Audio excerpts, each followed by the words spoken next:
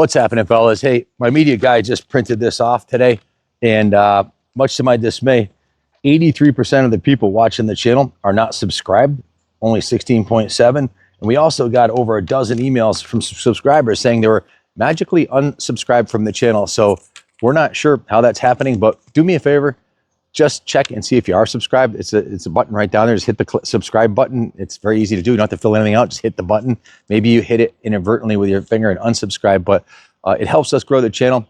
I promise to you, you guys subscribe. I'll keep giving you the best free content on classic motorcycles I can possibly come up with. I spent the last 15 years of my life doing this 364 and a half days a year. And that's all I ask. It's free and it would help us grow the channel. So we got a deal. You guys subscribe and I'll keep pumping out the great content for you. Thanks for watching. And God bless America. Guys, check out this super ultra rare badass 76 Kawasaki KX400 ridden by none other than Jammin' Jimmy Weinert and Gary Semix. And Gary was on the gas. He won the last 3 rounds in a row of the AMA Outdoor 500cc National Championship races on this bike right here. This is the production version. They were on a factory version of this bike. They did good overseas also and won numerous local New England and Southern US and West Coast amateur national races and vet races and pretty much all different classes. A potent weapon. They didn't win the championship that year, but they did win the final 3 motos, proving this thing was competitive. And this was the last of the first generation KX400. In fact, Kawasaki didn't make a big bore for 77, 78, 79 until 1980 when they came out with the Unitrack KX420. So it was the end of an era. These are super, super ultra rare. I estimate less than 1,000 of these were sold in the US. We've only had 2 of these in the 15 years we've been here restoring big bore 2-stroke motocross bikes. One of them was dragged out of a local storage facility here, and a full frame up resto was done on it, and the other one already came to us restored, but super, super rare to find one of these. They're, you know, for every Yamaha, CR, and YZ big bore, the KXs are just really rare, especially these early ones. This one here was owned by a friend of mine at Texas after I bought the 93 bikes from Roy Thacker. One of his friends caught wind that I was the only one crazy enough to buy big collections of motocross bikes and ship them across the country. So he called me up. He had 25 beautiful bikes. He had a custom building actually made with a second level all the way around displaying the bikes. It was definitely a museum style building. And he built this as an Arma race bike, and he didn't race it very much. You can tell the fuel tank on it. That's exactly how it looked when it came to us after that. That's how many rides this bike had on the track after he did the full rebuild of the engine. And it had been ridden. There was dirt on it, and it had been sitting for a little while. So, but you can see he put the no-lean shocks on here, the black rims. The bike was in excellent condition. It came with that saddle on it. So we took it, and I decided I'd take it all the way. So we stripped it right down to the frame. Had the frame sandblasted and the swing arm sandblasted and painted the original gloss black. And from there, we went through every nut and bolt on the bike. Starting at the front of the bike, the wheel was in mint shape, so we just put a brand new Dunlop tire and tube on there. The fork lowers were polished. It's got new fork seals and new fork sliders. You can see the chrome on the forks is in mint condition. There's no pitting or issues there. We put a brand new Nightmare Racing front fender, front number plate, side number plates, and rear fender. Nightmare Racing is the place to get your Kawasaki plastics from. The tank was in beautiful shape. He had, like I said, after he rebuilt the bike, he did a frame up, crank up rebuild. He raced it a few times, and there were some scratches on the paint on the motor, so we just on the frame too. So we thought we'd make it perfect and took it completely apart, went through everything. A lot of the hardware on the bike is new too. He had rebuilt the engine, and it runs perfect, and the compression tested perfect. We checked it with the boroscope. Everything looked good, and it runs excellent. It hauls ass. So he had already rebuilt the motor, and based on the condition of the tank, it might have had 3 or 4 hours ride time on it, if that. But beautiful bike. You see the engine cases are in beautiful shape. The frame rails are perfect because the pipe would always take the hit first, and there's a couple of dings on the pipe, but that's pretty much the way it is on these. First time you take them on a track, you're gonna get a couple of dings on there. He did upgrade the pegs. We have the oversized pegs on here and a new modern brake lever, a big improvement over the stock one.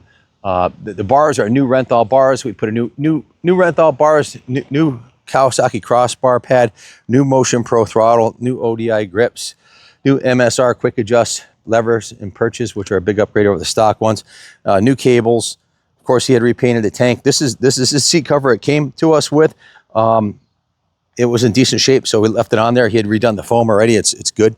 Of course, we put the new Nightmare Racing rear fender on it. Christy, Steiger Designs Graphics, my honey, she whipped up the number plates and the KX400 logos and the cool Kawasaki number plate on the front, and a new set of graphics for the tank. So we just buffed the tank out. The tank looks outstanding. It's got the No Lean racing shocks on there. That's the secret weapon, secret sauce to make these things really handle really well. Plenty of power, somewhere in the area 40, 43, 44 horsepower. Brand new 120 90/18 big hairy Dunlop on the back. Rear brakes were serviced. This thing was completely taken apart. Every last nut and bolt were addressed on the bike. It's got new gold chain, new sprocket, new counter shaft sprocket, lots of new hardware. All the hardware holding the sprocket on it is new. Most of the hardware on the bike is new. The engine was cosmetically refurbished. The side covers were painted. The engine cases were painted. The cylinder and the head were repainted. The carb was rebuilt and cleaned with new clamps. The rubber intake boot is in brand new condition. Original airbox was restored and painted, and it has a new filter in there. If you look underneath the rear fender at the airbox, you can see everything's in pristine order. This thing has not touched the dirt since we did a frame off resto on it. The hubs were repainted. The wheels were just cleaned. They were in good shape. You might have had 4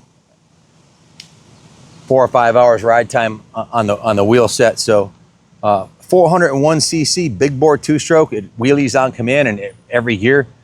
The original triple clamps, we vapor honed those in the vapor honing machine. Cleaned those up super nice. All the bearings were greased. It was given basically the same treatment that a factory works bike gets after a national. It was completely dismantled down to the last nut and bolt and reassembled, and anything that wasn't perfect was replaced with something new. So it's a lot of work to do it, but in the end, the product speaks for itself. So our part of the restoration, it was 40 hours. Cameron took this thing right down to the frame. It took him a couple months waiting for parts to come in, but actual 40 hours of shop labor. A lot of the heavy lifting, the engine rebuild, the No Lean shocks, the new rims was done by the previous owner. So somewhere total in the area of 70 hours were put into it, 40 by us and 30 by him, and thousands of dollars in new parts. So to take one of these out of the storage facility like the one we did and make it look like this, you'd be looking at a $10,000 service work order and thousands in parts. So super ultra rare. This is an investment quality piece. The 76 is a really cool era. First year, the lay down shocks in the back. Kawasaki's are known for being powerful enough to win nationals 3 of them in a row. So definitely a cool piece. Like I said, we've got 2 of them in 15 years that we've been here since 2011. So the odds of us getting another one are slim, very slim. It's funny though, sometimes we'll do a video like this and then it'll get seen by thousands of people, and then we'll get a call if somebody's got one. Hey, you want to do mine? And so you might see some more, but right now this is the only one. If you have one and you want to sell it or want to have it restored, give us a call. When it comes to big bore 2-strokes, I'm your Huckleberry. For sake of full disclosure, he did race this after painting the tank, and there's a little scratch right here. I wanted to point out there's a couple of tiny chips up at the front right here, which could be touched up pretty easily. But overall, the fit and finish on the paint job is beautiful, so we just left it alone. There's a little rub mark where the seat rubs on the tank right there from both sides, but you can see the sides of the tank are mint. A couple dings in the pipe I already mentioned. This is a saddle that came to us with. It's looks great. It's not perfect. It has a tiny little tear up in the front here. I can get a new saddle, a new seat cover for like 60, 70 bucks. So if you want us to have us recover the seat, it's just parts and labor. I'd leave it on there. It's race ready. The foam was replaced originally, and the seat cover's in good shape. If you're going to ride it, leave it alone. If you're going to put it on display, we'll put a new cover on it. Give Junior a call. We'll hook you up either way. We couldn't get a replacement for the counter shaft sprocket cover, which was missing when it came here. You can see the mounting points are still there. They're not stripped out or anything, but we didn't have one and there wasn't one available. They're all on back order. So we don't have the counter shaft sprocket cover. You can ride it like this, but it would be a good idea if you're racing it to put one on there. They'll come up, but we just don't have one yet. So just wanted full disclosure. Give me a call. Thanks for watching, and God bless America.